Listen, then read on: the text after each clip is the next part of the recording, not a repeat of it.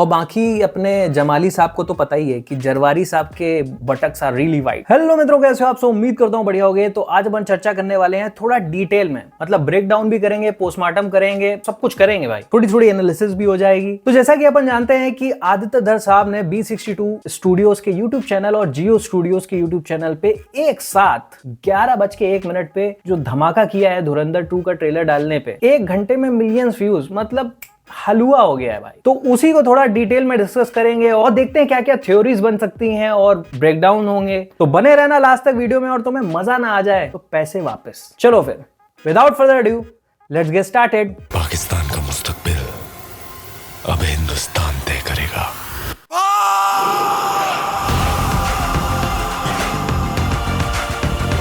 तो ट्रेलर वहीं से स्टार्ट होता है जहां से पहली पिक्चर का वो इवेंट स्टार्ट हुआ था, जहां पे ज़हूर मिस्त्री नाम का आतंकवादी बोलता है कि पड़ोस में रहते हैं, गूदे भर का जोर लगा लो और बिगाड़ लो जो बिगाड़ सकते हो। पड़ोस में ही रहते हैं हम, गूदे भर का जोर लगा लो और बिगाड़ लो जो बिगाड़ सकते हो।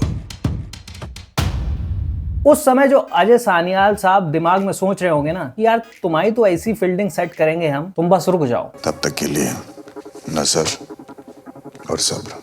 फिर कुछ नए फ्रेम्स आते हैं ट्रेलर में और ये बोला जा रहा होता है बैकग्राउंड में कि अब रहमान डकैत की मौत के बाद लियारी को अब कौन संभालेगा।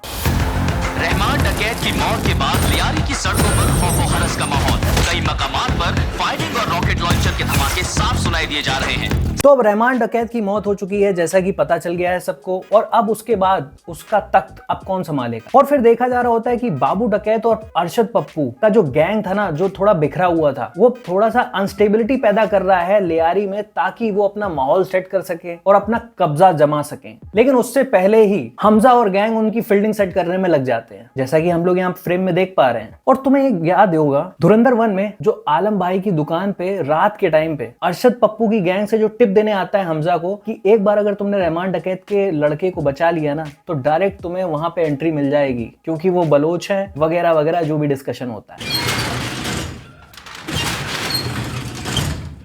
रिजवान हमजा रिजवान, इसी किस्मत अच्छी थी, आते ही अरशद पप्पू के गिरोह में शामिल हो गए। पुली में से निकलते वक्त नहीं पर बाबू डकैत के 3 लड़के हमला करेंगे। तुम्हें इस आदमी के बारे में मैं लास्ट में एक और बढ़िया चीज बताऊंगा, बने रहना साथ में। तो कुल मिला के यहाँ पे अब हमजा ने अपनी एक गैंग तैयार कर ली है। हो सकता है कुछ उसमें अरशद पप्पू गैंग के भी लोग शामिल हों, और हो सकता है बाकी वो बंदा तो रहेगा ही रहेगा। तो यहाँ पे हम देख पा रहे हैं लियारी पे अब काबू पाने के लिए हमजा ने अपनी एक गैंग बना ली है, और वो अरशद पप्पू और बाबू डकैत की गैंग के खिलाफ लड़ रहा है। और साथ दे रहे हैं चौधरी असलम, क्योंकि उनको भी लियारी में वहां अब गैंगस्टर का सफाया चाहिए, जो कि लास्ट में डिस्कस हुआ था तीनों के बीच में, हमजा, चौधरी असलम और जमील जमाली, जब इन लोगों ने रहमान डकैत की फील्डिंग सेट करी थी। एसपी साहब, कुछ भी हो जाए शहर पहुंचने तक रहमान जिंदा रहना चाहिए। उंगली घाव में घुसा कर रख, वरना जल्दी मर जाएगा। तो फिर मुझे लगता है कि हमजा ने अपनी खुद की एक गैंग बना ली होगी, जिसमें कि सारे के सारे स्पाई एजेंट्स ही रहेंगे, कुछ एक आध को छोड़ के, क्योंकि ऐसे किसी दूसरे पे भरोसा करना काफी मुश्किल रहेगा। इसीलिए जो एक बंदा है वो स्टार्टिंग से हमको दिख रहा है, जिसने टिप दी थी कि रहमान डकैत के तुम बेटे को बचा लेना और तुम्हें डायरेक्टली उनकी गैंग में एंट्री मिल जाएगी, जो कि ये पूरा डिस्कशन हुआ था आलम भाई की जूस की दुकान पे रात के टाइम। और हो सकता है कि जो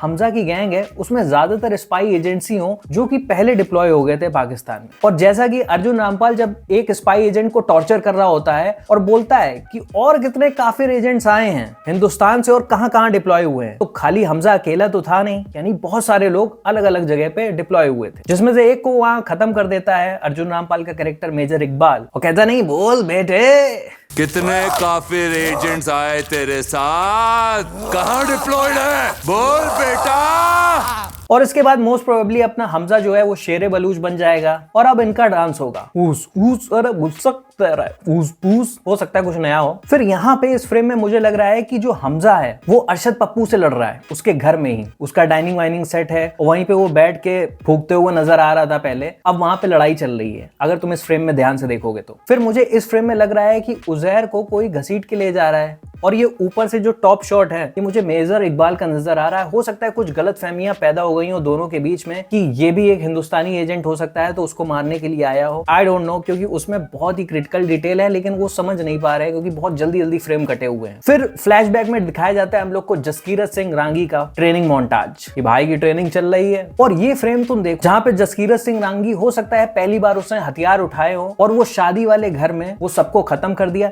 या तो ये शादी वाला घर हो सकता है, या तो ये दिवाली का टाइम हो सकता है, कुछ भी हो सकता है। लेकिन भाई ये जो फ्रेम है आदित्य धर ने दिखाया है ना, पीछे चक्री चल रही है और नीचे से जो मेन कैरेक्टर उठता है, मतलब देखो यार तुम एक बार। अरे मैं कहता हूं एक बार और देखो।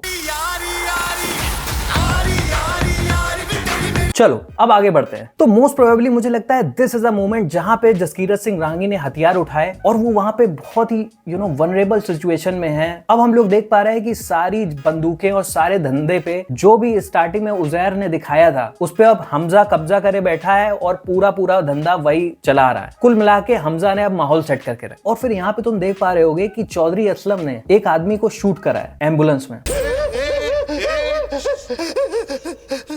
अरे रो क्यों रहा है लाले? तूने सुना नहीं, जहाँ दर्द है वहाँ मर्द है।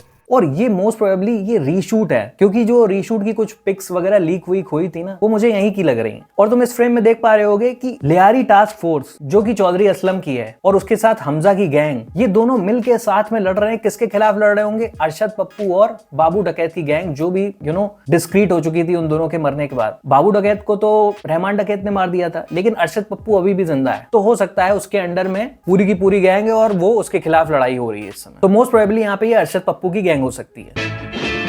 मुझे पहले रहमान का सर चाहिए, फिर लियारी चाहिए, किसी भी कीमत पर चाहिए, और रहमान को उसके घर से अकेले निकलवाने की जिम्मेवारी मेरी। और ये जो संजय दत्त का तुम साइड लुक देख रहे हो ना इस सीन में, और अगर तुम पुराने टीजर और ट्रेलर देखोगे जाके, तो वहां पे तुम्हें समझ में आएगा ये वाला जो सीन है वो यहाँ पे है जब वो बंदूक से नीचे कोई आदमी को मार रहा होता है ऐसे करके। तो मोस्ट प्रोबेबली ये पूरा सीन होगा वहां। और यहाँ पे तुम देख पा रहे होगे तो जमाली साहब है, वो इलेक्शन जीत चुके हैं अपनी पार्टी का, और यहाँ पे पैसे उड़ाए जा रहे हैं। पैसे कौन कौन उड़ा रहा है पता है तुम्हें? एक तो हमजा उड़ा रहा है, उसके बगल में तुम देखोगे तो जमाली साहब है, क्योंकि अब तो ससुर बन चुके हैं। और फिर उसके हमजा के उस साइड बगल में देखोगे तो एक खनानी ब्रदर का एक भाई है जो सलाह देता है ना रहमान डकैत को कि यार आपको इलेक्शन लड़ना चाहिए, लड़वा के खुद ही फील्डिंग सेट कर देता है जवाली साहब से। और उसके अलावा तुम देखोगे एक और बंदा सेम वही जिसने टिप दी थी, जो एक हमजा का बहुत अच्छा दोस्त बन चुका है अब तक। बाकी तुम देख ही रहे हो, फिर से वही बलोच गैंग का पूरा लौंडा नाच दिखाया जा रहा है वहां पे, और अब तक अपने भाई शेरे बलूच बन चुके हैं। और हो सकता है उन्होंने काफी मदद भी करी होगी उन बलूच कैंप के लिए, क्योंकि जो ISI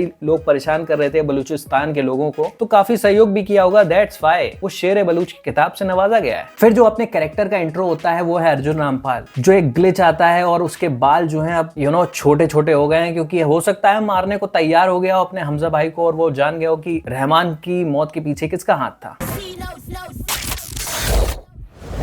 हिंदुस्तानी काफिर का सर काटकर मुशर्रफ के दस्तरखान पर रखा था मेजर इकबाल ने, एक और हिंदुस्तानी सर काटकर मुरीद के मीनार से लटकाऊंगा।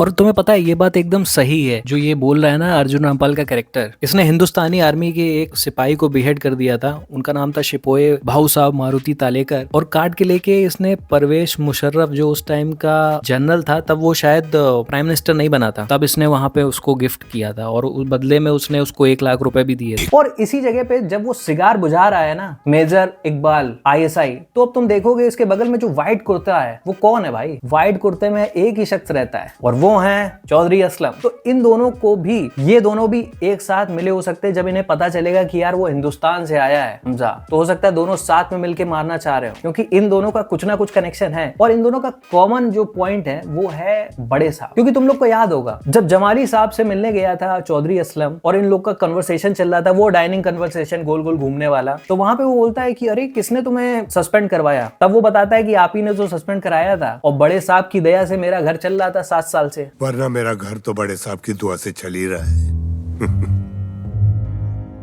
और ये वाला जो बंदा है ना मेजर इकबाल, ये भी बड़े साहब के डायरेक्ट टच में है। तो मेन पॉइंट वही है बड़े साहब, और बड़े साहब इन दोनों को जानते हैं, यानी ये दोनों आपस में एक दूसरे को जानते होंगे। अभी यहाँ पे प्लानिंग बन रही होगी हमजा को मारने वारने की। और तुम्हें पता होगा ये वाला जो सीन है ना, ये कुछ रीशूट्स भी हुए हैं और ट्विटर पे काफी लीक्स भी हुए थे कुछ इमेजेस के, मैं यहाँ पे लगा दूंगा, तुम लोग देखना, तुम्हें मजा आएगा। मुझे लगता है रीशूट ठीक है, और भी चीजों को एलिवेट करने के लिए आदित्य धर ने सोचा होगा यार और थोड़ी जान डाल देते हैं सीन में, दोबारा कर लेते हैं ट्राई, या पता और अच्छा सीन सीन बन जाए, तो heads off to him. Then again 1 minute 49 second पे जसकीरत सिंह रांगी का वो जो ट्रेनिंग मोन्टाज आता है और फिर वो तुम देखते हो कि ऐसा क्या हुआ होगा उसके साथ, बैक स्टोरी उसकी दिखाई जाती है कि वो क्या हो गया होगा उसके साथ कि वो विवश हो गया हथियार उठाने के लिए। और तुम इस फ्रेम में देख रहे होगे कि हमजा अपने सर पे हाथ रखे हुए हैं, तो या तो उसको किसी के मौत की खबर मिली होगी, मोस्ट प्रोबेबली ये आलम भाई हो सकते हैं, या इसे उजैर को मारना पड़ सकता होगा या मार दिया होगा, और या इसको यलीना को मार दिया होगा कि वो जान गई होगी कि ये हिंदुस्तानी एजेंट है। इन 3-4 लोगों में से, और जो एक हमजा का दोस्त भी था जो कि अरशद पप्पू की गैंग में था, बाद में उसकी गैंग में होगा था, मोस्ट प्रोबेबली यही 3-4 लोग हैं। इनके मरने पे ही हमजा को दुख हुआ होगा और या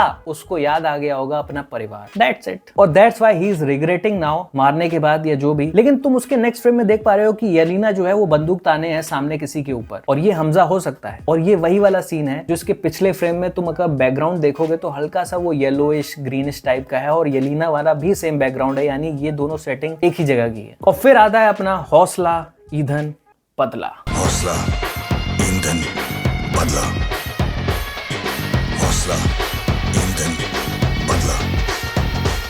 सबसे पहले यहाँ पे हमजा ने मेजर इकबाल का घर उड़ाया होगा अंदर घुसने के लिए। फिर तुम देख पा रहे हो 2 मिनट 12 सेकंड का जो फ्रेम है, ये मुझे लगता है कि दोबारा रीशूट हुआ है, क्योंकि यहाँ पे तुम हमजा की दाढ़ी देख रहे हो, दाढ़ी और बाल ये थोड़े से नकली ऐसे लग रहे हैं, क्योंकि इस समय करंट टाइम पे रणवीर सिंह ने दाढ़ी वाड़ी अपनी कम कर ली थी, छोटी कर ली थी, और लेकिन उस टाइम पे अगर देखो तो वो उसकी रियल बियर्ड और बाल थे उतने बड़े, तो वो उतने वैसे नहीं लग रहे थे, लेकिन यहाँ पे थोड़ा सा हल्का सा पता चल रहा है, आई डोंट नो। और फिर अब तुम यहाँ पे देखते हो, अगर तुम ध्यान से देखोगे, जो ट्रेनिंग चल रही है हमजा की यानी जसकीरत सिंह रांगी की, और उसका गला पकड़े, ये कौन गला पकड़े पता है? इसका वही दोस्त है जो आलम भाई की दुकान में मिला था। और ये बंदा पहले से डिप्लॉय हो गया होगा पाकिस्तान में, क्योंकि ये उन्हीं का ट्रेनिंग कैंप चल रहा होता है जो क्रिमिनल होते हैं या जो सजा काट रहे होते हैं, जिनके पास कोई मकसद नहीं होता, जैसा मेंशन किया था अपने अजीज सान्याल साहब ने। हम इस ऑपरेशन में क्रिमिनल्स को इंडक्ट करेंगे जो या तो फांसी का इंतजार कर रहे हों या उम्र कैद की सजा काट रहे हों, जिनकी जिंदगी का कोई मकसद ही ना हो, और वो मकसद हम उन्हें देंगे।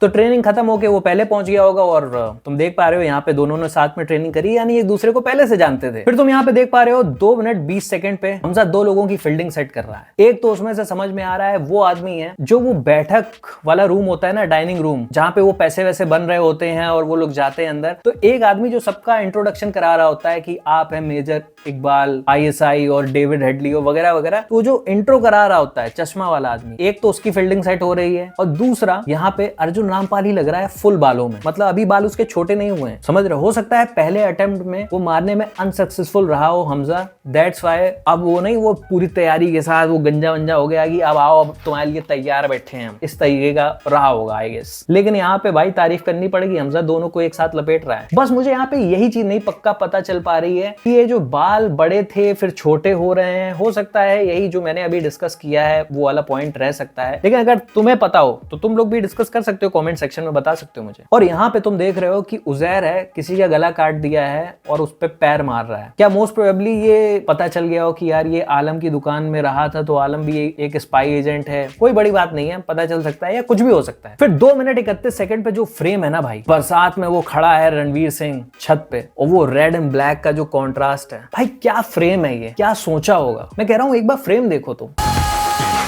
अरे मैं कहता हूं एक बार और देखो यार, है ना गजब। अब तुम यहाँ देख पा रहे हो कि ऊपर से गाड़ी छोड़ दी गई है और नीचे कोई मशीन गन चला रहा था। यहाँ पे मुझे लग रहा है कि ऊपर से गाड़ी छोड़ दी गई, हो सकता है कोई हो गैंग वैंग का मेंबर या उसका कोई दोस्त भी हो सकता है, यहाँ पे नहीं पता चल पा रहा है ये वाली सेटिंग कहाँ की है। लेकिन तुम अब देख पा रहे होगे कि नीचे से ना एक बड़ा सा डंडा है, उसमें 2 तरह के वो गोल गोल लगे हैं, वो एक्चुअल में गाड़ी के गियर होते हैं, वो जो डंपयार्ड में गाड़ियां खड़ी हैं। तो नीचे से वो हमजा लेके आ रहा है, या हो सकता है उसकी गैंग मेंबर में से कोई तो लेके आ रहा है, लेकिन मारने के लिए हमजा यूज कर रहा है, ध्यान से देखो अगर तुम। और यहाँ जरवारी साहब का पुतला जलाया जा रहा है। मुझे ऐसा लग रहा है कि जमाली साहब ने अपनी खुद की पार्टी अब खड़ी कर ली होगी नेशनल लेवल पे, और हो सकता है या तो कुछ तो ऐसा किया होगा जो लोगों को, लियारी के लोगों को पसंद नहीं आ रहा होगा, इसीलिए जरवारी साहब का वो भूसा बना के वो पुतला उतला फूक रहे हैं। देखो ध्यान से तुम लोग यहाँ पे। इसके अलावा तुम देख पा रहे हो हमजा के साथ पाक आर्मी भी इन्वॉल्व हो गई है लियारी के सफाई अभियान में। तो ये मैं समझ नहीं पा रहा हूँ कि आर्मी तक ये बात पहुंच गई कि अब यार यहाँ पे इतना गैंगस्टर वगैरह हैं, इनको हटाना है, ये वो वगैरह वगैरह। मैं ये इतना ही ज्यादा डिकोड नहीं कर पाया इस चीज को। बाकी तुम लोग को अगर समझ में आ रहा हो तुम लोग कमेंट सेक्शन में शेयर कर सकते हो इस बात को। और बाकी अपने जमाली साहब को तो पता ही है कि जरवारी साहब के बटक्स आर रियली वाइट।